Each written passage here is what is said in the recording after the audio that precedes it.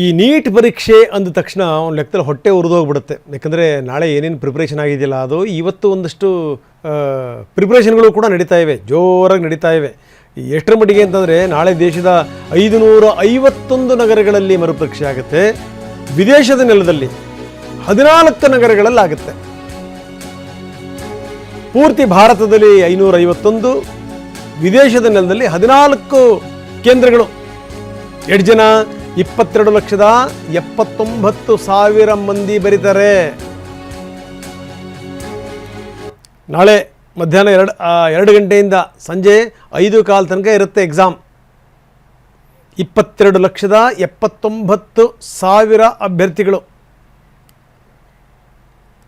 ಅದಕ್ಕೋಸ್ಕರನೇ ಬರೀ ಸಿಬ್ಬಂದಿ ಅವ್ರನ್ನ ಮೇಂಟೈನ್ ಮಾಡೋಕ್ಕೆ ಸಿಬ್ಬಂದಿ 2 ಲಕ್ಷ ಜನ ಇರ್ತಾರೆ.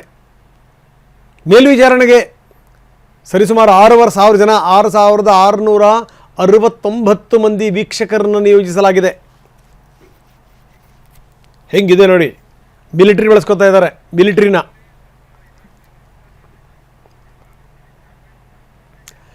ಇದು ನೋಡಿ, ಇನ್ನೂ ಎಡವಟ್ಟುಗಳಿಂದ ಮುಕ್ತವಾಗಿಯೂ ಇಲ್ಲ ಇದು. ಯಾಕಂದರೆ ಎಲ್ಲೋ ಎಕ್ಸಾಮ್ ಬರೆಯುವಂಥವನಿಗೆ ಇನ್ನೆಲ್ಲೋ ಸ್ಥಳವನ್ನು ಕೊಟ್ಟಿರೋದು.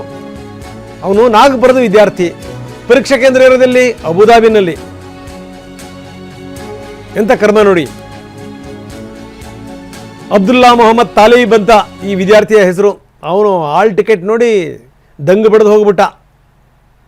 ಅದಾದಮೇಲೆ NTA ಅದರ ಸಹಾಯವಾಣಿಗೆ ಫೋನ್ ಹೇಳ್ದ, ಯೋಚನೆ ಮಾಡಬೇಡಿ, ಸಂಜೆ 4 ಗಂಟೆ ಒಳಗಡೆ ನಿಮಗೆ ಹೊಸ ಹಾಲ್ ಟಿಕೆಟ್ ಕೊಡ್ತೀವಿ, ಸ್ಥಳ ಹೇಳ್ತೀವಿ ಅನ್ನುವಂಥ ಭರವಸೆ ಸಿಕ್ಕಿದೆಯಂತೆ.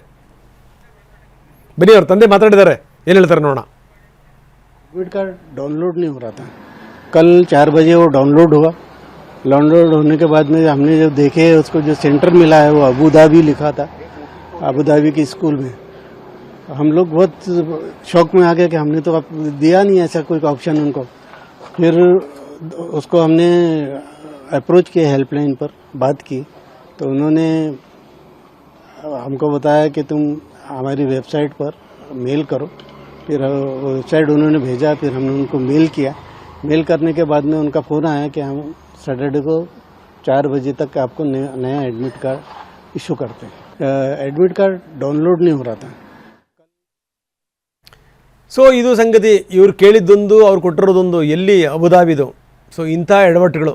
ಅದಕ್ಕೆ ನಾನು ಹೇಳ್ತಾ ಇದ್ದೆ, ಈ ಮರುಪರೀಕ್ಷೆ ಅಂದ ತಕ್ಷಣವೇ ಹೊಟ್ಟೆ ಉರಿದೋಗುತ್ತೆ. ವಿದ್ಯಾರ್ಥಿಗಳ ಮನಸ್ಥಿತಿ ಅವರು ಒಂದಕ್ಕೆ ಫಿಕ್ಸ್ ಆಗಿಬಿಟ್ಟಿರ್ತಾರೆ. ಈ ರೀತಿ ಏನೋ ಮತ್ತೆ ಈ ರಿಸಲ್ಟಿಗೋಸ್ಕರ ಕಾಯ್ತಿರುವಂಥವರು, ರಿಸಲ್ಟ್ ಬಂದಾದ ಮೇಲೆ ತಿರ್ಗಾ ನೀವು ಏನೇನೋ ಮಾಡ್ತೀವಿ, ಪರೀಕ್ಷೆ ಮಾಡ್ತೀವಿ, ಮರುಪರೀಕ್ಷೆ ಮಾಡ್ತೀವಿ ಅಂತಂದರೆ, ಅದಕ್ಕೆ ಮಿಲ್ಟ್ರಿ ಬಳಸ್ಕೊತೀವಿ ಅಂತಂತಂದರೆ ಹೆಂಗೆ ಆಗಬೇಕು ಮನಸ್ಥಿತಿ. ಮತ್ತವ್ರು ಪರೀಕ್ಷೆ ಬರೀತಾರೆ.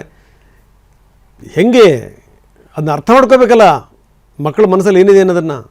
ನಾನು ಅದಕ್ಕೆ ಯಾವಾಗಲೂ ಹೇಳೋದು, ಒಂದು ನೀಟ್ ಪರೀಕ್ಷೆಯನ್ನು ನೀಟಾಗಿ ಮಾಡೋ ಯೋಗ್ಯತೆ ಇಲ್ಲ ನಮಗೆ ಅಂತಂದರೆ ನಾವು ಇನ್ನೇನು ಮಾಡ್ಲಿಕ್ಕೆ ಸಾಧ್ಯ ಹೇಳಿ. ಸೊ ಇದು ಸಂಗತಿ. ನೋಡೋಣ ನಾಳೆ ಏನೇನಾಗುತ್ತೆ ಅಂತ.